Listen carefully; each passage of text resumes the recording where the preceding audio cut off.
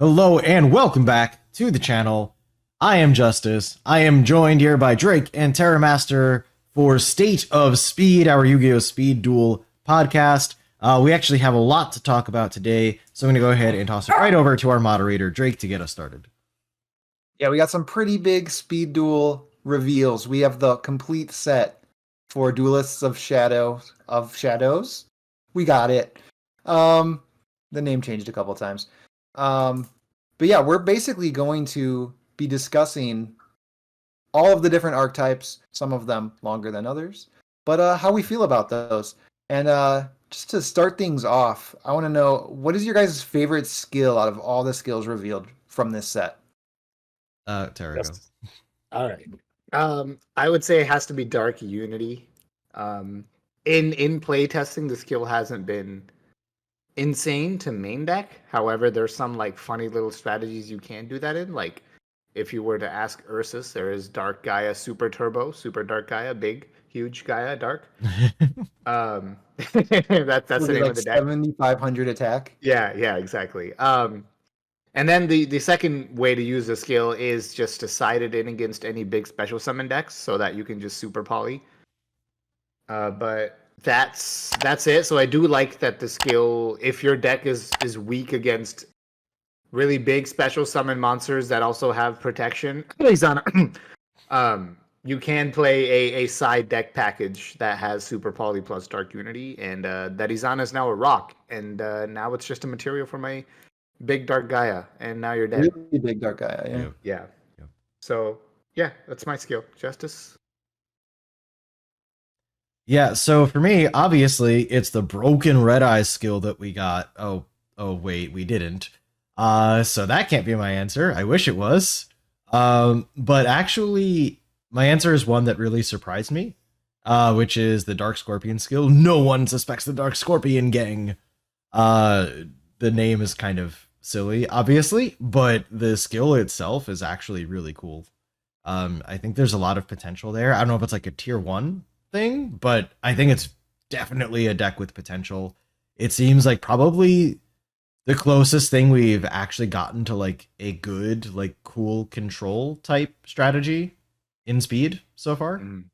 And I think that's really nice. It just offers a different play style that I don't think we've had a lot of, and yeah, I like it. Yeah, that is a very cool one. I had fun with that one as well. My favorite is Fog Warning, Okay. because it actually allows you to use the effects of your Cloudian monsters when you just normal summon them without having any other Cloudians on the board. So it adds an additional counter when you add counters to them. So you can do really cool things with them, like normal summon Turbulence, give it 2 counters, remove those counters to get 2 smoke balls from your deck or graveyard, and then just summon a plasma right there with just Turbulence and a plasma. That's very cool. And then it does also work with your Acid Cloud and Zero Stratus, I think it's called. They'll come in with enough counters to actually use their effect immediately. I like that skill. Yeah. But so next we're gonna do sort of a deep dive for some of them. Shallow swim, toes in the pool for some other ones. But we're gonna talk about every single character.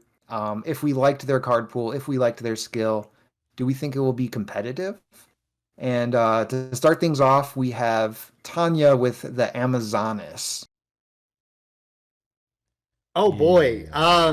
Yeah, this one was, as far as the cards themselves go, like I think 18 out of 20 cards are bad. Well, just kidding. 17. They're either reprints or bad cards. The 3 good cards though are big standouts because you have Amazonas Queen, Amazonas Willpower, and Battle Survivor. Queen and Willpower are enough to make Amazonas worth playing, at least worth trying during the testing phase, so like the next month. And Battle Survivor is like something that people build a generic deck around. So those are the highlights of Tanya, but just the fact that 17 cards out of 20 are either reprints or competitively unplayable cards, I think is an issue. I think that number is way too high. It should be 7 at most. When Justice and I do worst case scenarios, we try not to have more than like 4 or 5 reprints. Yeah. So you really, I really don't think this was done correctly at all. Yeah, I agree. I think we talked about it when we did our, initial live reaction to the box. And it was like, okay, reprint, bad, reprint. What is going on here? Yep. That was awful. But yeah, the cards you mentioned are obviously ones that are either clearly good or at least worth testing, as you said. So like, at least it wasn't literally nothing. But yeah, that was a weird one. Plus, her skills are okay. Like the fact that you have a skill that just isn't good by itself, but it's like, yeah, if you take battle damage, then it's like, okay. My whole thing with Amazoness is I'm probably playing like Queen plus Swordswoman. I'm not taking battle damage if I use Swordswoman. What the hell is this skill? Yeah. And it's like not even that good, but it's even worse because it specifically does not work with the deck type it was made for. Right. Which is just so bizarre. I have a theory on the skills, but I'll tell you that in the end. So keep going for now. Can't wait. Yeah, for the individual cards in the Tanya deck, they're a bit underwhelming. Other than willpower, I think is fine. Bringing back Swordswoman again is annoying for the opponent, so that means it's probably good for you. I do think Queen in an Amazoness deck doesn't actually synergize all that well. You don't really want to tribute an Amazon monster to Summoner, so I'm not really sure what she does in an Amazoness deck, other than if you have Village, float into another copy of her can be good, if they do manage to out it with like an offering or something. But I don't really see the synergy. The synergy is with Swordswoman, right? Yeah. I guess, but you can do that easier with like a Wabaku or a Half Shut or something. And then you don't have to run a tribute monster in your deck. So like, I'm not really sold on Queen in the Amazoness deck as being that great. I do think Queen is a card you can play in other decks, so that's cool. I don't know if it's a staple, but we got a card that can be used in other decks out of her, so we'll take it. And then Battle Survivor. It doesn't really have anything to do with Amazoness, but this card's very good. This lets you recycle Book of Moons, Sphere Karibos, whatever you use. You can actually use it with Dust Tornado or DD Crow. Whatever you use in the battle phase, you can bring one of them back per turn. That's pretty good card advantage. And then there's also the annoying thing you can do with it. You can bring back Wabaku every turn. Yeah. Yep. Invincible Survivor. Mm-hmm. So you're looking at a Survivor that could be, you can make your own Survivor deck. Like I made a Survivor deck that plays Drillroids and a bunch of things that, like Book of Moon and Sphere Karibo, that switch things to defense mode. You can play more of like a normal beatdown deck and just maybe tech some number of Battle Survivor, get your offerings back, stuff like that. Yeah. Or you can do the TP thing where, hey, I'm playing a Twisted Personality deck, but I also have this loop of Wabaku and Battle Survivor. Hey, so speaking of things we need to talk about later, I think Offerings is one that people are like particularly excited about because Battle Survivor plus Offerings actually just removes 2 monsters, like in the same turn if you want it to. Like Offerings in battle phase, get it back, and then use that same Offerings in your end phase. Yes. So like that's pretty cool, and then still obviously just skip your 1 draw phase. So that's that is pretty cool. No, I think Survivor is going to be fun to play around with. I think that it's a very versatile card, and I think those are as many of those as you have, the better, because just the way Battle Survivor is, it like fosters innovation, which is always good. Yes. So I think we all agree that our general thoughts on the Amazoness deck in the box is Battle Survivor is good. Yes. I mean, that's the biggest thoughts, yeah. Battle Survivor was the survivor of the deck here. So that's kind of how it goes. All right. And the skills, I know we didn't go too deep into them because there's not much to say about them. The one that needs you to take damage, no thank you. The other one turns your Amazonas monsters into Hades, but only if you control the queen. I think that's double bad. I think Yeah, it's if not the good. skill worked just if you controlled an Amazonas, maybe it would be good. But yeah, needing queen out, whatever. Yeah, no, that's tough. And I said it during our live reaction that like there's hypothetically a certain type of meta where that skill could be good. Mm-hmm. You know, if we're in a meta where it's a lot of like say like smaller things like floaters and just a lot of like smaller effect monsters, then like something like that could be good. So like it has maybe potential in the future, although I don't really see Speed Duel ever having that meta, to be honest. But if we ever do, something like that could maybe be useful. But right now, yeah, it's not impressive. Yeah. Yep. Look, you never know. Like I will say this. I said this to Drake this week. With the card pool being bigger now, we're already seeing more random synergies, right? Like once you get a card like Battle Survivor, you're like, okay, what old cards go with this, right? Yeah. We've seen a random synergy between like Relinquished and certain other new cards like Galaxy Cyclone. We thought of Gear Town and Galaxy Cyclone work well together. It's just too bad Toon Ancient Gear Golem is still just a Toon Ancient Gear Golem. But the point is, as you get more cards, there are more random synergies with old cards. So I'm just saying, like, you never know what could happen with what new cards come up Sure. later. Sure. Yep. So the next character in the box is Titan and his Archfiends. And Who? what do you have to say about that one, Justice? Go ahead. I'm sorry, what? I don't I think you made that up. Yeah, so bad cards, bad skill. Do we need to continue? I don't. I mean, sure. I don't. I'm like I honestly don't know what to even say because like the skills are such a meme. Like the one that's like, all right, cool.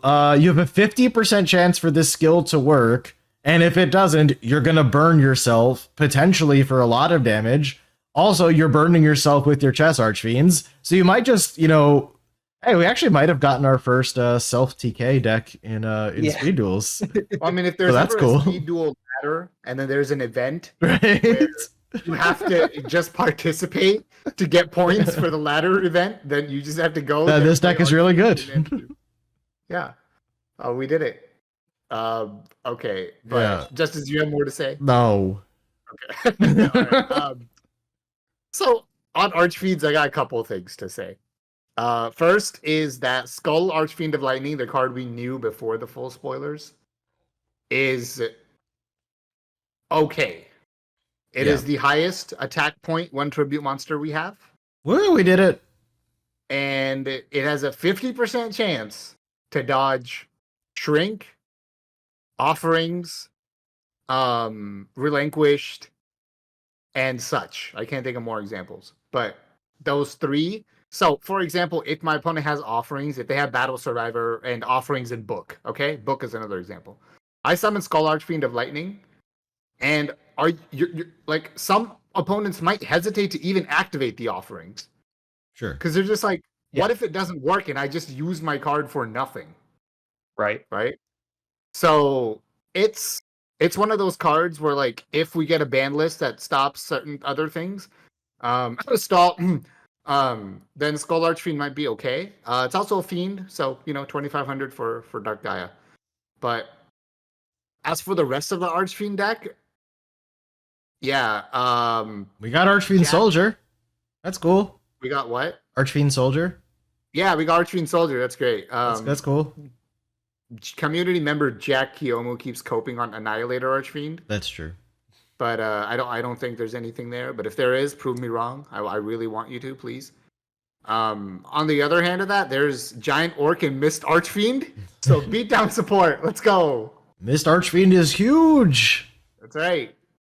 And so is Giant Orc. It's Jurai Gubo without losing life points. What more could you want out of life? Yeah. The Titan skills are bad. We knew a bunch of the cards were going to be bad too because we were like, okay, we're going to get pawn through king. None of those are good cards. Um, the Skull Archfiend is fine. I don't really want to tribute a monster for that. But if I'm sitting across from that card and I have like a book or something, it says 50% chance. I'm reading it as my book's not going to resolve. So like Well, yes, as a JDG members. 2500 that kind of can't be targeted might have a use one day.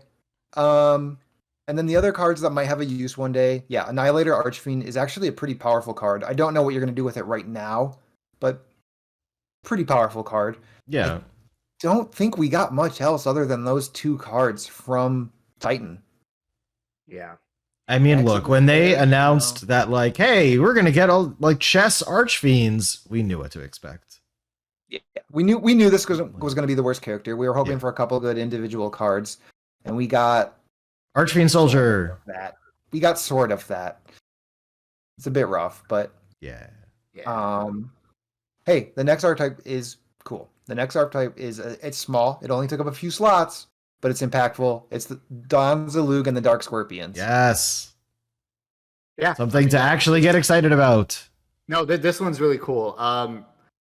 We've made a first like draft of the deck, and it seems like a lot of fun. I actually had never read the card Gorg the Strong in my life, Right? but it turns out it stacks a monster on your opponent's deck. He's pretty strong, dude.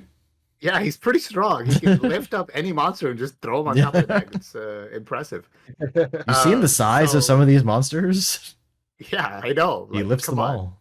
Yeah, obviously. And then Don Zalug takes your opponent's hand away. Chick bounces your opponent's monster to hand. So like, there's combos there, right? You attack with your Chick first. Your opponent's monster goes back to their hand. You attack with the Don Zalug, and if they don't have any other cards in their hand, that monster is now gone. Like, Yeah. No. What I like about it is that, too, there's also different ways you can try to build the deck. Because, like, you can reasonably, maybe not at 3, but you can reasonably main a Mind Crusher, too, if you want to. Right? If Yeah. you're bouncing stuff back to hand, you know what's there. Plus, a lot of decks have searches, whether through their skill or the cards in their decks. So, like, this is a deck that could just run Mind Crush if you want. There are people theory crafting, like, this could actually be a really fast deck out strategy with, like, Robin Zombie. If you want it to be. Right? Because, like, Dawn can mill too, and then Robin Zombie mills, and I think, was there one other one that maybe mills? I'm not sure. But, like, you could actually make a reasonably fast, like, mill strategy if you want to. Like, there's, or you could just play, like, pure control. Like, there's different ways to try to build this deck depending on how you want to do it. mhm. And yeah, that kind of flexibility is really neat. Yeah, I agree. I do think it'll have an issue with TP just a little bit, because if Yeah. you're only doing 400 damage and giving them a counter, that might in the end advantage them. But if you can even out that advantage while you're doing your damage, so if you're doing like Don Zalug, you're taking a card out of their hand, and then if you attack again, you're hopefully stacking a monster from their field. So you did take away 2 cards to give them 2 counters, and then they're taking away 1 card out of your hand. So I guess you Right. still kind of won that control battle, but I still think that matchup might be an issue. But Yeah, it's still a fun deck overall. it could be, but then it's like control versus control, right? And like, Right. if both decks are in a healthy spot, that can actually be a fun sort of mirror, not like complete mirror, but like a sort of mirror. 2 Yeah. different control decks, like that can actually be kind of skillful. So like, that's cool. Because yeah, I mean, obviously, literally any time you're putting a counter on your opponent's TP, it feels bad. Like there's just never a time where you're cool with that. Yeah. But yeah, like as you said, if you're actually just depleting their resources while doing so, all right, even if they rip a card out of your hand, or even if they use it to pop one of your monsters, and then you just summon another one and you just completely control their board and hand, like that's actually fine. Yeah. Granted, it's not going to be the perfect scenario every time, so like, yeah, it might be a tough matchup, but with the right, if you have your right pieces, like it can actually be totally okay. So Yeah, I really like what they did with this skill because they took a bunch of monsters that you probably just wouldn't be able to run otherwise because their attacks are too low. And they gave us a reason to run them. and I think it's a good enough reason that people are going to run this deck. I think this deck could be real, and I think that's what we want out of a skill is, hey, these cards that weren't necessarily good in advanced format or wouldn't have necessarily been good in speed duel, they are because of this skill. That's exactly. cool. Yeah, this is exactly what I love to see out of skills. Give me a reason to do something cool and fun that I wouldn't be able to do otherwise. Yeah. Bad news. We gotta talk about the bad news though. Chick the Yellow is banned from remote duels. Yep. So which is what sours me on this deck, because like remote is the biggest for the effects that you wouldn't activate. Right. And like that's what kills it. It's like it's banned for a reason that wouldn't even come up, which is just which is also dumb because like you could do it. It's not like this card is unresolvable in remote duel. I know Yu-Gi-Oh doesn't like doing this, but I would just have banned the second effect. Yeah, but like even then you could still resolve that. Like I would but I would just say in remote duels it is illegal to activate this effect. That's it. You can play the card. But what I'm saying is like they did it because they're like, oh, it'd be really hard to resolve it, but like you could do it. Yeah, like you just take the card, you put it, you don't look at it, you just put it up to the camera. Like but it's tough, right? Because no, I'm not saying it's nothing. You can see the screen. You can see your opponent's screen. Oh yeah, okay, fine. All right, so whatever. Yeah, just ban that second effect. I don't care. I get why it's banned, but it's just unfortunate. It's super unfortunate because it actually is one of the important cards of the deck. It makes me wonder, like, is it actually worth my time, like, trying to perfect this deck, so to speak, if I can't even play it for like the biggest events that we have? Yeah. So like that makes me very, very sad. Other than that, I think the deck is pretty hype, but like the fact that you can't play it in the largest events is a real downer. Yeah, but you still have in person and dueling book. Who has in person? Either way. You have people to play speed duel with? Well, other people. That's nice. Other people go to YCSs, other people go okay, yeah. True. So all right, well, time for us to travel to YCSs. I don't know. All right, I think that's it for Dark Scorpions. But yes, they're cool, and just convince the remote duels that you're allowed to play Chick, and you'll be fine. Yep. All right, next character I am predicting will go pretty quick, but it is Abydos and the Spirit of the Pharaoh. It's like 5 cards. Yep. It's bad. The skill can be used to send Vampire Retainer from deck to graveyard. Yep. And engine your vampires. That's what it does. That's the only use. That is what the skill does. The skill says send 1 Vampire Retainer from deck to grave. Yep. And place 1 dead trap from your deck to the field. Yep. That's it. Yep. Cool. Yeah. So the pump is pretty large. They do pump your Spirit of Pharaoh pretty big, but the setup is so slow. Yep. And you have to play so many dead cards in this deck to make it function. Yeah. See, that's a problem, right? It's like, I like that they gave it something. It's like, all right, yeah, Spirit of the Pharaoh by itself, not super impressive, but hey, you can make it huge. It's like, okay, that's cool. But does it have any protection? No. Oh, okay. Can I at least, get it out like quickly? Quicker. But not quickly. Well, does it prevent me from having to run these bad cards in my deck? No. Oh. Okay. So I run a bunch of bad cards that are potentially bricks. It's still slow, and it gets out 1 big guy that has no protection. Cool. Seems good. Yeah, this is the worst character out of the whole box. Yep. I think it's worse than Archfiends. But it might be. It might be. Doesn't even have a 1900 vanilla. Terrible. Yep. Yeah, exactly. All right, moving on from that.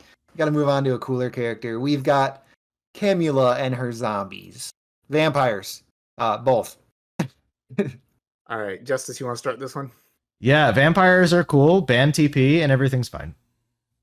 Yep. Yeah, so like the thing is that Twisted Personality really does seem to be, at least early on, the way that everyone's latching onto to play vampires, just because of how easily they can build up counters. And like, I'm conflicted in that on the one hand, without TP, vampires might actually just not be good enough because we are missing a lot of the cards that could make them good. But on the other hand, it's like so toxic with TP that I don't care. I'd still rather see it without TP because like at first glance, right? Like we were like, "Oh wow, this Genesis skill is actually kind of cool." Right? But then it's like, "Yeah, but I could just be playing Twisted Personality, so why would I do that?" Right. Well, also when we said that, we forgot that Genesis is a very bad monster. I mean, I don't know that we forgot. We were just like, well, it could be worth playing around with, right? We didn't say, oh my god, this is top tier Genesis, right? We're just like, it could be worth playing around with. But why would you even consider playing around with it when you could just be playing Twisted Personality instead? Yeah. That's a problem we have in Speed Duel with the staple skills is a lot of times when we go to make a deck and we're like, okay, what skill do I want? Oh, well, TP is still legal. Oh, I'm just going to attack is still legal. Yeah. Probably going to pick one of those. Mm-hmm. Yeah. Errata both of those, please. Thank you. Yeah. It's a big problem. I do want to talk about something else from this deck that's not Vampire. That's an interesting card. And that's Heavy Knight of the Flame. Now, Justice, I don't know if you remember Duel Links history. Yes. But Heavy Knight was played when Red Eye Zombie was a thing. Yeah. So seeing this card makes me very, very disappointed we didn't get Red Eye Zombie Dragon. Yep. Agreed. But at the same time, I think Heavy Knight is one of those cards that you want to have and put somewhere in your and don't put it in a bulk box. Put it somewhere in a collection of could be good later. Protect because it actually could be good later. If the format is very special summon heavy and you yourself can do a lot of special summoning, which zombies are already very close to being able to do, it might be very easy to get out a Heavy Knight and just out any boss monster your opponent could come up with without losing your Heavy Knight. It's like better Warrior Lady if you can Gemini summon it. Yeah, which just off the top of my head, just like it is a zombie, so you could always just like Book of Life it and then normal summon it, right? Right. Yeah. So that's what I'm saying. Like we're very close already to being able to have easy access to Heavy Knight. And it's just a matter of like, okay, is the format going to get to a point where it's good enough to like main deck 3 Heavy Knight and ways to accelerate it out? Yeah, and even if it's not 3, like, because I remember, like, I just have, like, in older Duel Links days, some decks would even just run 1, but, like, it can just be a good tech choice. It can be a good tech choice, yeah. So, cool. Yeah, is that it for zombies? I think so. There's nothing. I think they have some cool tools, Retainer, Familiar are cool. The problem the zombies have is that their payoff is Twisted Personality. Like, they don't have a great payoff otherwise. Yeah, the lack of not getting... Awakening into Curse is not that crazy. Right. No. The lack of having Vamp, Grace, Fraulein, if I said that right. Fraulein, go ahead. Sorry. Red Baron. What was the other one? Grimson was completely fair. I think Grimson is probably like the most fair one that we didn't even get. Yeah. And Grace. The lack of any of those was what disappointed me. Like, they were very clearly pushing Genesis, but like, that just ain't gonna happen, dude. Let it go. Right. So, yeah. All right, next character we have Amniel with his alchemy deck. Yeah. I have like conflicting feelings on this. Because like I always I think about skills first, because I think skills are the most exciting part, like because they can just make you do things you wouldn't otherwise do. The skill, like, for Helios is interesting. It like almost fixes the problem with Helios, but not quite. I still like my skill that I created better, because it actually fixed the Helios problem, whereas this one fixed like half the problem. Because like the problem with Helios was twofold, which is one, that it doesn't trigger when banished, and you're using it in a Macrocosmos deck. So that makes no sense. So they fixed that by saying your Helios monsters can't be banished, so that they have to hit the graveyard so that they can use their effects. Cool. The other problem, aside from just like them not being incredibly impressive monsters, but we're overlooking that for now. The other problem is that they get their attack boost, but then if they get destroyed again, they just come back with that same attack boost. They don't actually get bigger. My skill allowed them to remember their attack boost, so that they kept getting bigger as they were getting destroyed, which is cool. Still not a tier 1 strategy by any means, but at least something you could try to play around with, and it would be cool. They did not do that. Helios is still bad. So there's that. I know some people are interested in the Alchemy Beasts skill, and there's some different things you can do with that. So like, I'll let you guys kind of dive into that a little bit, but like that makes things interesting, I would say at least. And we got Grenmaju, and Grenmaju is a fun card, so I'm down for that. Well, Grenmaju just makes me go, all right, when are we getting Golden Castle? When? When? That was one of the most fun decks I've played in all my years playing Duel Links. Yeah, that was a fun deck. You Golden Castle, and then you're on ladder, so your opponent doesn't read, so they just attack. Yes. Anyway. Like those kind of amazing moments. Yep. So I look forward to the day where we get Golden Castle. But for now, I don't think Grand Maju does enough, because Golden Castle turbos your banish pile. We don't have anything to do that. To banish 5-10 cards in one turn type of thing. Soul Release banishes 5. What do you mean? Yeah, obviously from deck, right? No. Yeah, totally. Just so close. don't read. Yeah, just like Chaos Rider Gustav to banish your spells. No. I think that the beast skill, alchemy token, beast token thing skill is interesting because it gives you synergy with your DD Survivor, which I think is the best card other than Macrocosmos of this deck. Yeah, it's DD Survivor, Macrocosmos, and the skill, and that's basically your core. Then there's cute tech cards if you want to, like Scout Plane, like DD Destroyer is one I really like personally. Yeah, because Destroyer's not bad. With the skill, it's just destroy one face-up card on the field.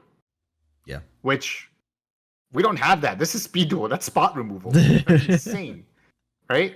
You got Grand Convergence, which is a playable card, not at 3. Stop playing 3 Grand Convergence. Yeah. But 1, maybe at 2, but I think you're pushing it. To have a Dark Hole, right? Just act like Dark Hole, it's a Dark Hole, it's limited 1. I'm playing it at 1 and I like it. And it burns. Yeah. A little bit. Yeah, so 100. Yep, full 300. That's hey, look, it's important because that's the first line of it. It tells you that it deals 300 before it tells you that it destroys monsters on the field. So clearly, the 300 damage is the most important part. Almost as good as Cyberdark Keel.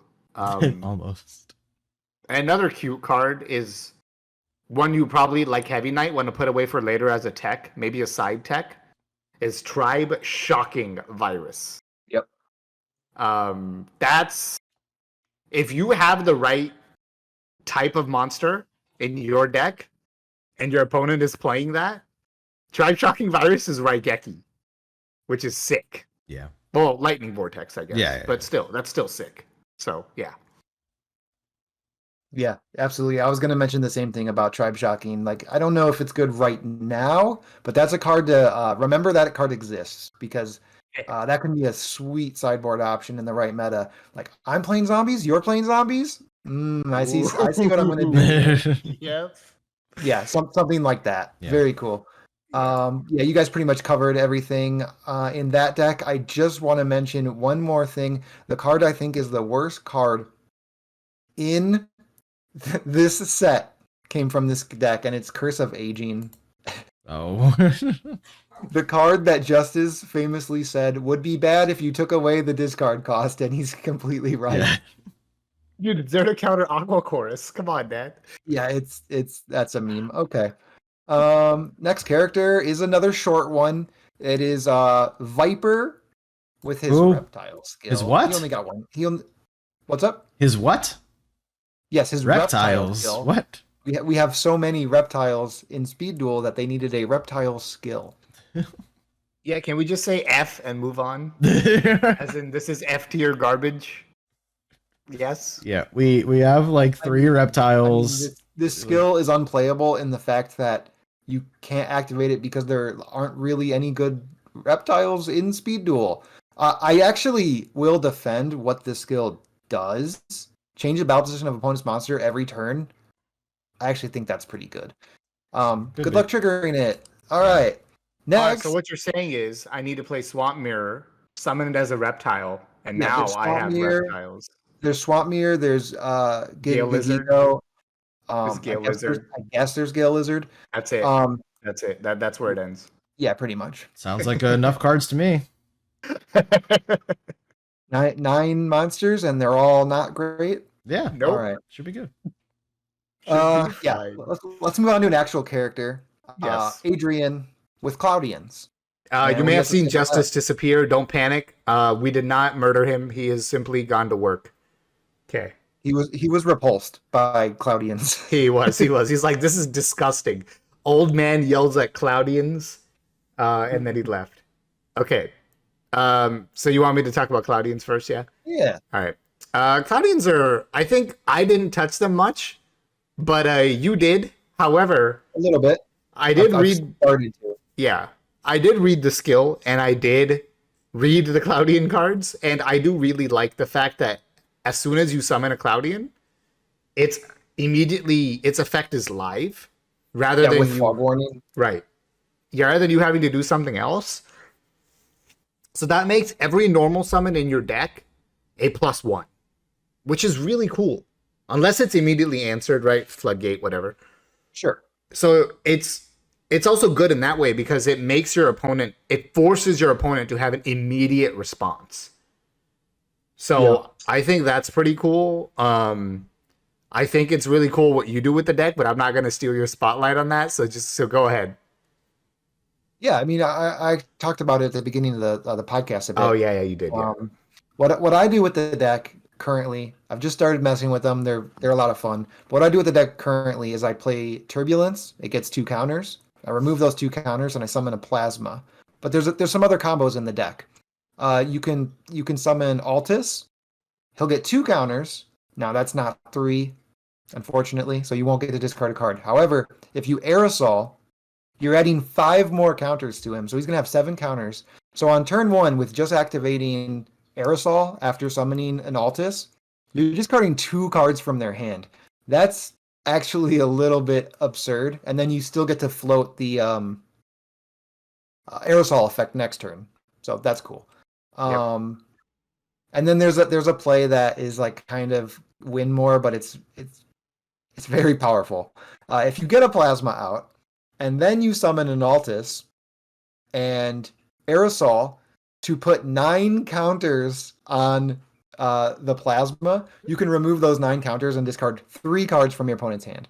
That's a cute little thing you can do. That's just completely nuts, man. Like, yeah, that's awesome. And you can do that with any of them. Like if you want to play Acid to pop 3 back row, you can do that. Yeah. 4 back row actually, but or if you want to play Zero Stratus, I'm sorry if that's not his name, to pop 4 monsters, you can do that. So also you can just put 9 counters on Plasma or on your opponent's monster with Aerosol. Yes. And just have a huge Nimbus Man. So there's a lot of little cool options you have with this deck. I don't think the other skill is very good, but the Fog Warning skill is pretty sweet. Yeah, the other skill is not even worth talking about. I want to mention a couple other things from this deck here. Fog King could be an interesting side card depending on meta. So Fog King will be answer to any ritual deck, right? Cyber Angels Relinquished. It's an answer to any deck that depends on Monarchs. It's an answer to any deck that depends on Plasma, right? Whereas if the Cloudian build your opponent is on doesn't have a way to out monsters on the field, so they're not playing Zero Stratus, without summoning Plasma, then if you summon a big enough Fog King, like one that's bigger than Altus, how are they going to kill it?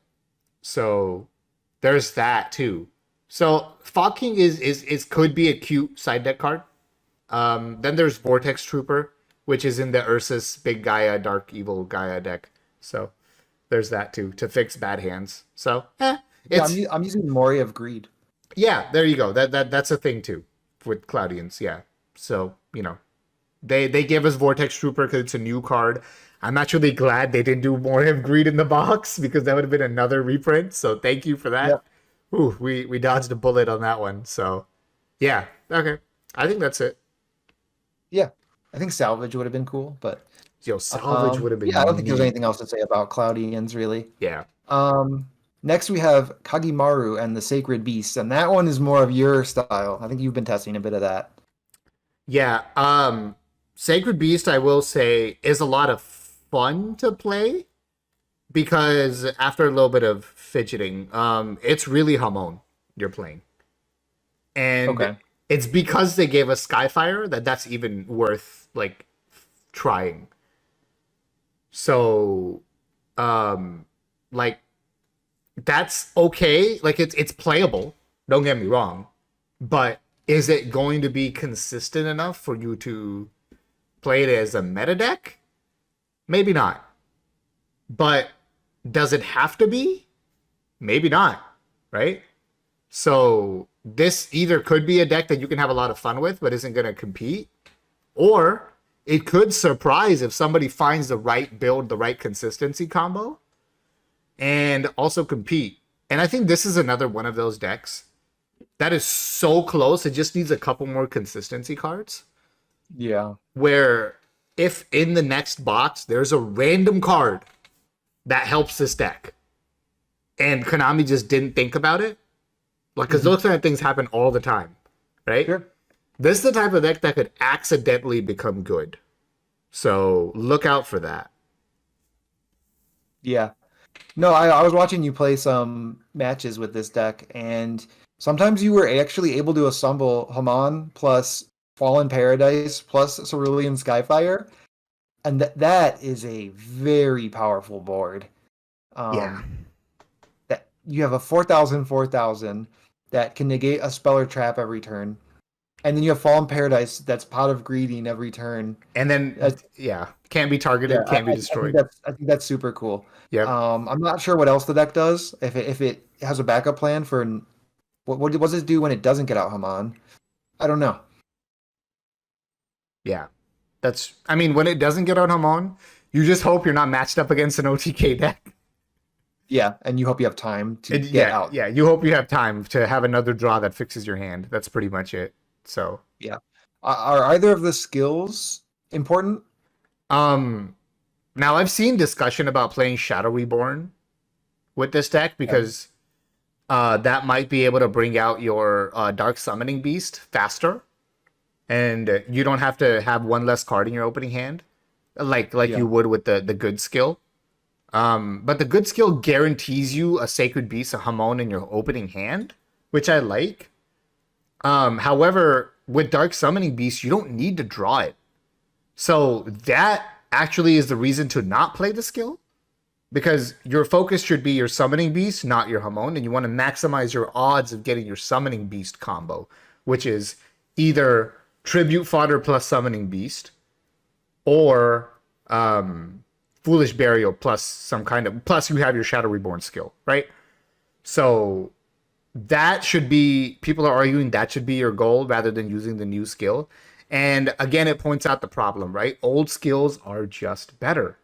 Shadow Reborn, TP, Joey, even Switcheroo is one I've played around with. Thanks to Nightblader bringing it up.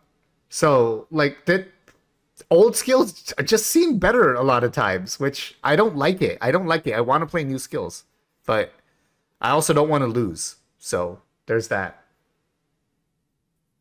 Yeah. I also want to shout out Aegis of Gaia. There's a card. If you guys don't know what this do, there's a card in this set that is a continuous trap that says gain 3,000 life points. If this face-up card leaves the field, the controller of this card takes 3,000 damage. There's a card that does nothing, and I find that hilarious. It gives you 1 TP counter, Drake. What are you talking about? It's great. Okay. All right. But yeah, no, Sacred Beasts, I think they have some cool potential. I'm not sure how real they'll be, but the fact that you can summon 4,000 beaters, I'm down for that. Yeah, me too. Next, we have another one that is right up your alley. Evil Heroes, ran by the Supreme King Jaden. Play Dark Gaia. Okay. Experiment with super polymerization. I think that's it. Yeah, That's all. That's I all you think need to Dark do. Gaia. I think Dark Gaia is really cool because you Yeah. can go all in on it. You can go. I'm gonna make a Dark Gaia deck. I'm gonna play. Maybe I'm gonna play Raviel and Valkyrion and make a 7500 Dark Gaia. Maybe I'm gonna also run Grandmarg or Jujitsu Master or Malicious Fiend. I'm gonna make a more reasonable sized Gaia, but I'm gonna have better draws. I'm not going to have garnets. I'm going to have actual draws I can summon and play Yeah. with. Yeah. Or maybe you're actually just going to tech Dark Calling in a deck that runs Rocks and Fiends.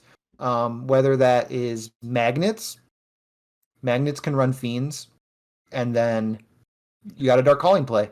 Or a Fiend deck can run Jujitsu Masters, and now you have a Dark Calling play. I think that's cool. Yeah. No, that is cool. So, I mean, yeah, it's like I said, right?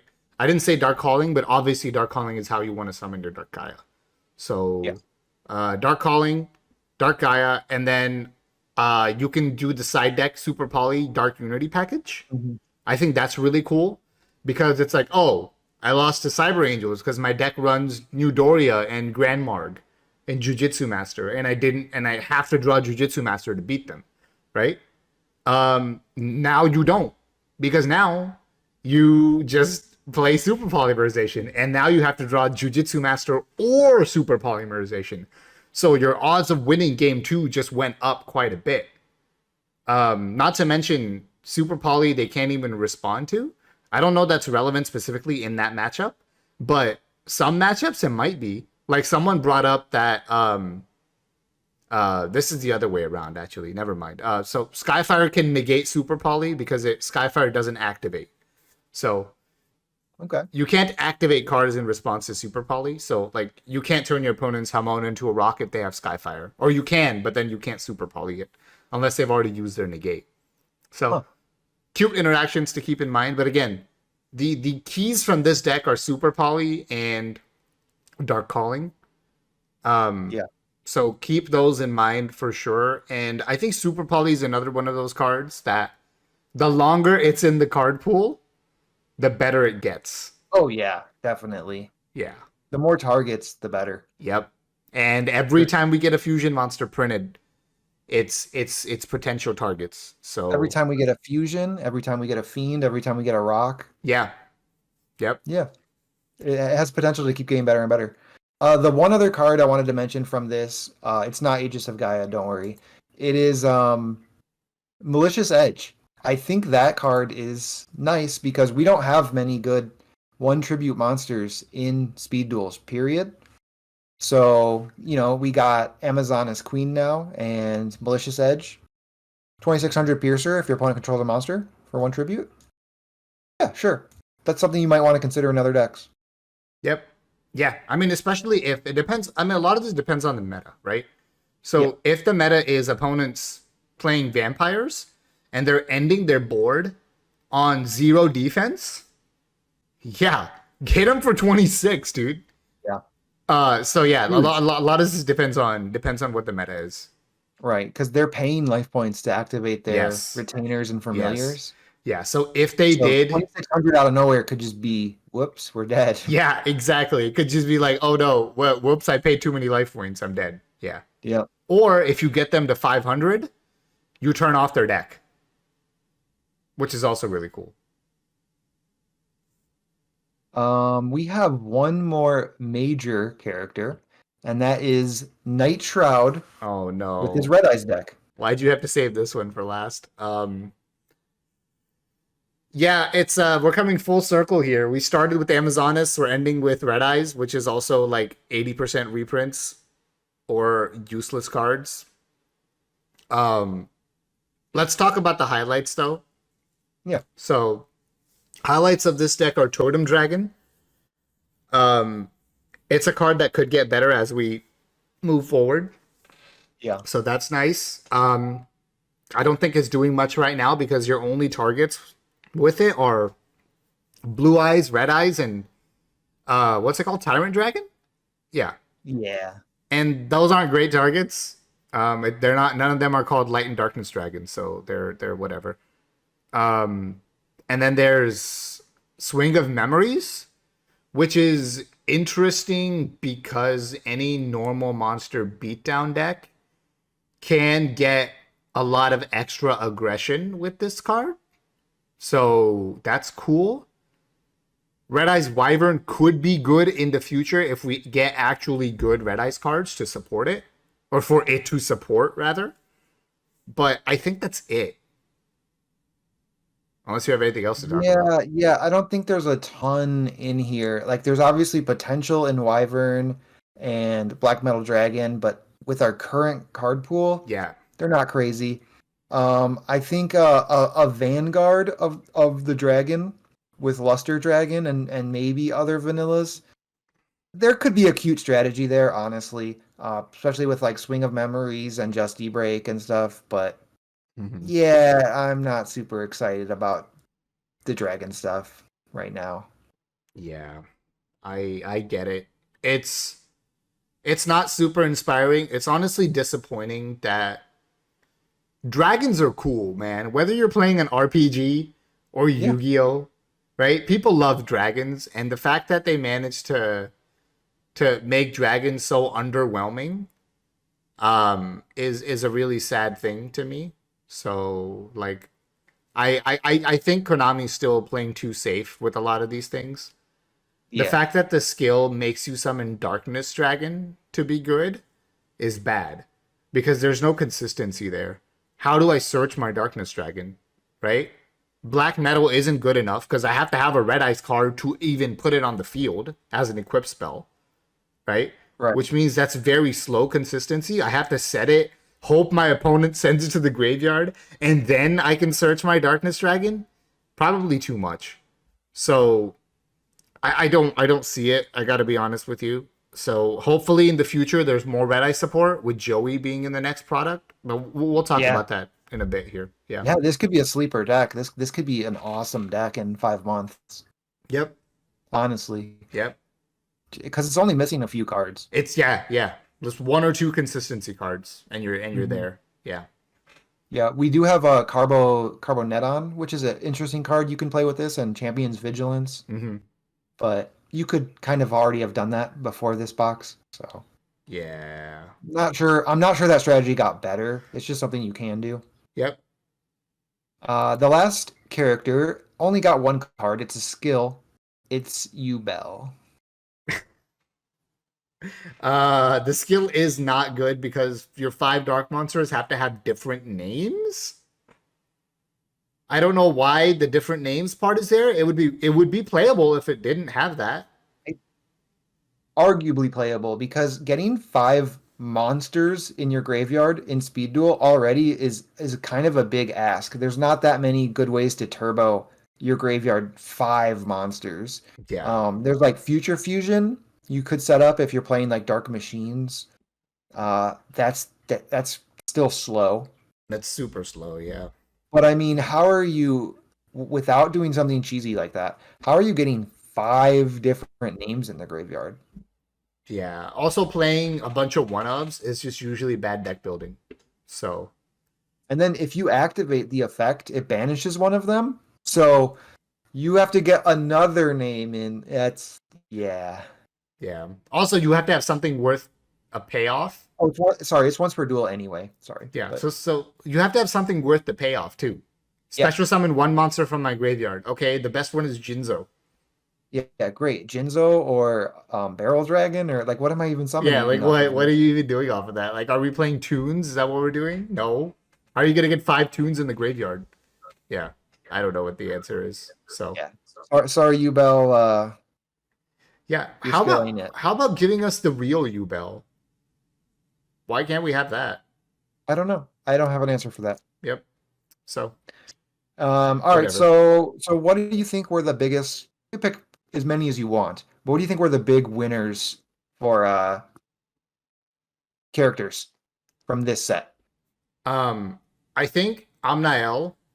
I actually think that deck Okay. is gonna have a lot of potential for 2 reasons. One, Macrocosmos messes up a lot of other decks, right? We've already seen this. Where you've seen this, you've experienced this. Where Banisher, which is the same effect as Macrocosmos, can sometimes make beatdown beat Cyber Angels, right? Not sometimes. Like it actually gives it a very good chance. Sure. Then there's things like vampires, which are new, which Macrocosmos also says, yeah, okay, nice effects, nerd. Right? And then there's just older decks that, like CAs we talked about, Volcanics, no Blaze Accelerator, no Shell Effect, right? So macro is really good. And then on top of that, you have Survivor, which is such a good combo. An 1800 that comes back every Yeah. time it dies at the end phase, that's actually very good. Yep. So No matter I, how it dies, right? yeah. So it can die by battle, it can be tributed. It Yeah. just has to leave the field while it's face up. Yeah. So I think Macrocosmos does two things that we were saying no decks do. It can beat an aggro deck because it's anti-meta, and it can beat a beatdown deck because your survivor is immortal sometimes. So you Yeah. outvalue the beatdown deck, right? Right. If you can combo Right. the that loop, whatever you Yes. want to call it, if you can combo it with like share the pain Right. or a good tribute summon Yes. that's going to put pressure on the other deck. Yeah. I think there's a lot of potential there for this to be a meta contender. Yep. Any other decks? Cloudians, just because you found it, it's the most consistent way we found to summon plasma. Yeah. And that on its own is awesome because again, plasma can just hard counter some things, right? You're like, oh, yeah. You're like, nice relinquished nerd. It has no effect Cyber now. Angels, Yeah. Relinquish. Yeah. You can just go first Yep. against Cyber Angels, Yep. summon a Turbulence, summon a Plasma, pass. Yep. Like, what are you gonna do? I hope you drew exactly share the pain.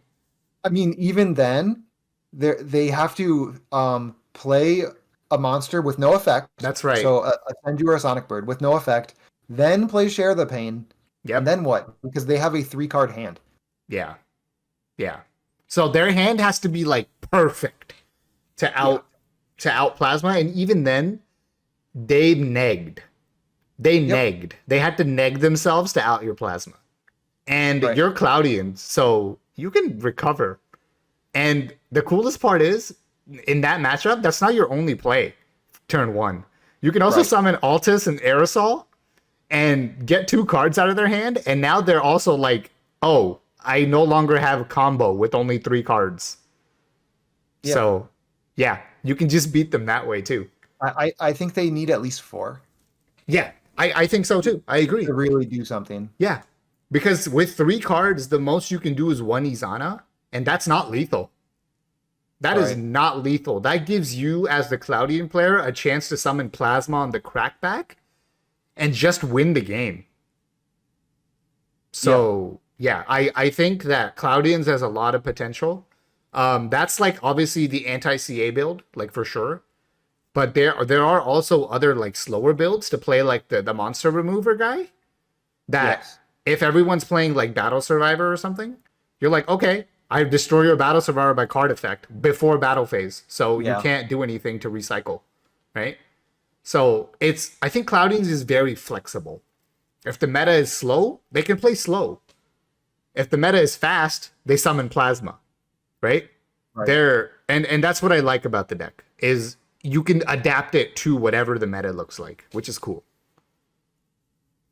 Yep. On top of that, I'm going to throw on the Dark Scorpions, which we Yes. talked about. Totally think that's a meta contender.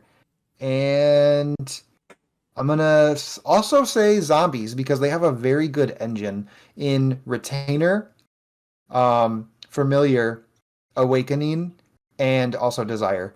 That like 4-card package, it might take up a large percentage of your deck, but it doesn't have to be your whole deck. Yeah. You might be able to fit another package into this deck, another win con into this deck. I think it has potential. Yeah, for sure. What I really like about the deck is it's very consistent at doing 2 things. One is getting tribute fodder, and the second is, as much as I hate to say it, resolving TP on turn 1. Yeah, So, it's great at it. yep, your opponent gets 1 less card, And now you can summon a monster at minimum 2,000 attack points without losing advantage. What's Like, nice is you can like summon a curse from your hand, and you searched an awakening, so you can get another curse. yep, That's a lot of pressure. that is a lot of pressure. Yeah. And unless your opponent's summoning something above 2,500, if they run over the curse with 2,400, it'll come back bigger than their 2,400. Oh, okay, I see what you're saying. Yeah, Yeah. yeah. Cause, Yep. Cause it's like a curse, to make the old joke. It keeps coming back. It is so like a curse that it is a curse. It is literally a curse. And yeah, that with TP being monster removal for something bigger than 25, and curse taking care of everything else and being a curse, I think the deck has some potential with TP to be good. Obviously, I want TP to be gone, but as long as it's here, might as well play it. Yeah. Yeah, but I agree with those being like the 4 decks to probably focus on at the moment. Yeah. If you're looking for a new, possibly tournament viable character to play. We have one more piece of news, and that is the new Speed Duel set was announced. Some of us thought it wouldn't get announced at all. Some of us who didn't show up to today's. I'm not naming anyone. It could be me. Someone who didn't show up to the podcast today. Could be Or anyone. maybe they did. I'm not saying anything. But we do have another Speed Duel box. What's awesome is it's not a half box. It's only 5 months away. And it's DM. It's not actually GX. We're going back to the streets of Battle City.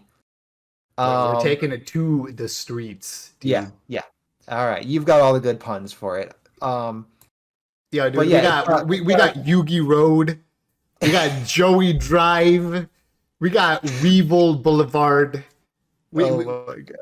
We got Esparoba. I don't know. What's another one? Esparoba Way. You know, we got all the street names, dude. Yeah, it's gonna be it's great. We got Kaiba Plaza out here, dude. But it's yeah, sick. we've got Yugi. It says Yugi Moto. Does that mean it's gonna be little Yugi? We can only I hope. think so. No, because they've specifically said Yami Yugi in the past. Okay. So that's very cool. Yes. But we have Yugi, Joey, Mako, Weevil, and Espa. Esparoba. I don't know why I said Espa. We also have Seeker. Yes. Arcana. With a different Dark Magician deck, so that's cool. Potentially getting 2 Dark Magician decks in this set. And then Strings as well. So we already know most of the characters, unless some of those are just side characters. We don't know yet. But yeah, we already know most of the characters. A lot of them are going to be support for decks we already have, which is something Speed Duel has really been lacking recently. Yes. It is support for the older decks. Hey, they're like, hey, here's 8 new GX decks. They don't support anything old. Oh, here's 4 new GX decks. They don't really support anything old except heroes, I guess. Here's 8 new. Again, they don't really support anything old. But now they're saying, hey, a bunch of these support cards we already have. We already have a bunch of water. Mako Tsunami getting his own deck could push that over the edge. Same thing with insects. Look, insects have an interesting history in Speed Duel because of Moth. Oh boy. Mm-hmm. Being the dominant deck for most of Speed Duel history. But yeah, no, there are people out there that want a more fair but playable insect deck, so that's cool. Esparoba, possibly Jinzo support. That could be neat. Or just machines in general, right? Or like, machines in general, yeah, because they were their skill was kind of neutered into the ground. They could use support at this point. Yes. Dark Magician potentially getting 2 decks is so exciting. You want to know how to sell a box? Make Dark Magician meta. Yeah. You want to know how to make people play Speed Duels? Go to your locals and be like, hey man, you want to play Speed Duel? Dark Magician is tier 1. Yeah. Yeah. Oh, what's the best deck? What's the best deck? And then you're not answering with, oh, it's perfectly Ultimate Great Moth, or oh, it's Cyber twisted Angels, personality. right? The best deck, it's Jiragumo. No, we're gonna be like, it's freaking Dark Magician. Dark Magician's the best deck, and freaking Red Eyes is playable. Yeah, That's what we're potentially going to be saying in 5 months. That's very cool. that is super cool. People log into the Discord. They'll be like, "Hey guys, what's the meta looking like right now?" I just want to be like, "Dark Magician, Like, Dark Magic Attack." yeah, so cool. I mean, look, Yeah. unironic, so cool. Yes. Yeah. True. True. Give me an ironic one. All right. No. Exciting stuff. Battle City box. Potential Exodia too. I know me and you don't like it, but again, as I'm talking about with Justice all the time on these videos, it's not about us. It's about Speed Duels being successful as a whole. Yeah. So if there's Yeah. people who want to play Exodia, all right, put it in the box. Maybe don't make it like an auto FTK, right? But have it exist is okay. So there you go. Yeah. I don't know how they're going to handle that. Yeah. I don't know if they're going to make it just completely weak or if they're going to make it too strong or somewhere in the middle. But, or if we won't get the Exodia pieces. Right. I honestly don't know. Yep. Because Seeker could be an extra character. It could be like a Yubel thing, right? Seeker might not be Yeah. like a Jaden Supreme King. He might be like a Viper. Right. Where it's like he gets a skill and no cards specifically for him, but a couple cards he could use. Right.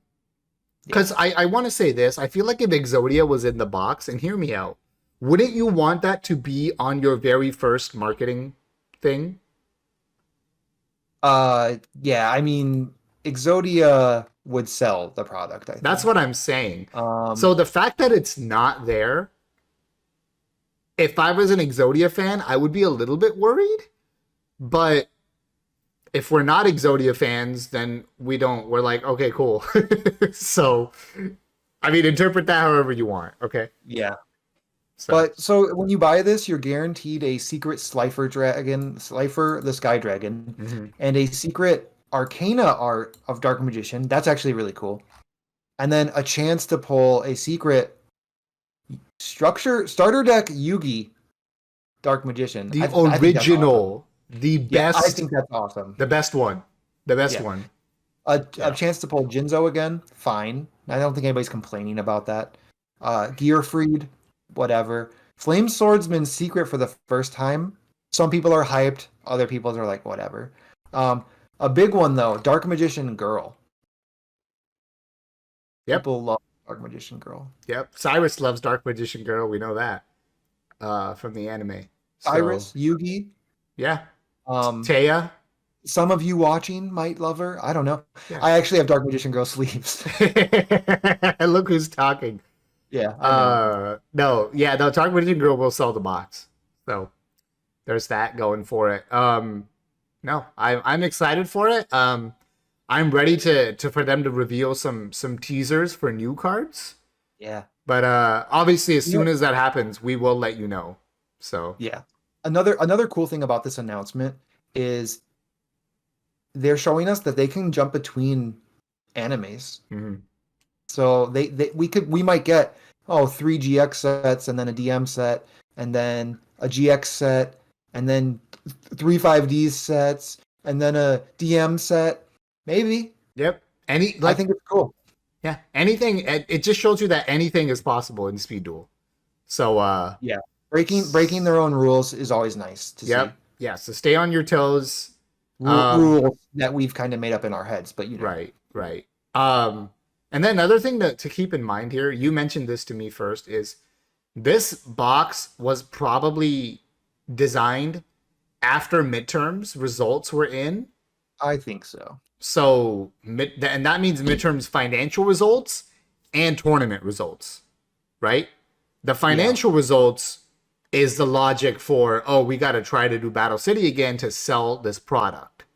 Right. DM sells better than GX. Yes. The tournament results might influence what is actually in the box, where if the Speed Duel team has a vision for the type of gameplay they want to see at tournaments, and they're not seeing it, which I don't think the Speed Duel team's vision is to see Golden Ladybug played at 3 in half the top decks. Right. Or even Juragumo. Right. So if that's not what they want to see, and that's what they are seeing, they might make sure they put something in the box for that to not happen anymore. And a very good sign of that is, you pointed this out too, we have almost no burn effects in Duelists of Shadows. So they have already said, no more burn. No more burn. 300 damage from Grand Convergence, that's all you're getting. No more burn. And the funny thing is how we noticed that at first was if we looked at all the Cloudians in Yu-Gi-Oh! And we got like all of them, except like 2 were missing, but they both just say burn. Yep. The 2 And then Cloudians... we started looking at other archetypes a little bit, and there was Yeah. a similar pattern. Right. Infernal Sniper, for example, Yep. is missing. Even though it's not that great, but it's a burn card. So they just said no. They don't want that to ever be potentially abusable ever, which I respect it. I respect it. So that's cool.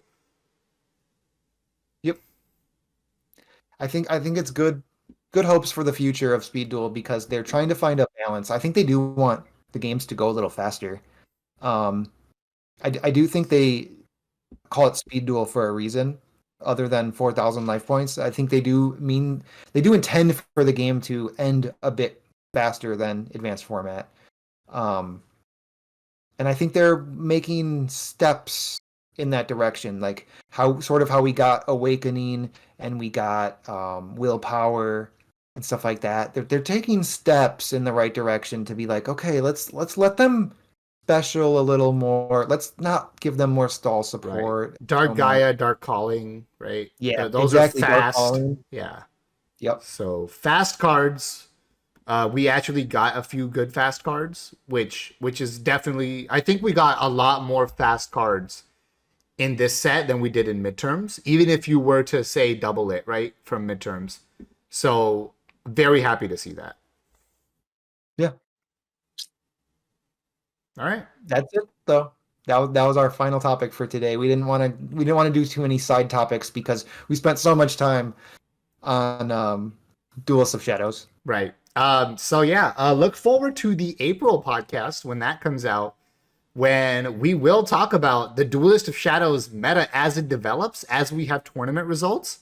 Yep. We will look at that and we will see and let you know. We'll discuss what decks have kind of risen above the rest.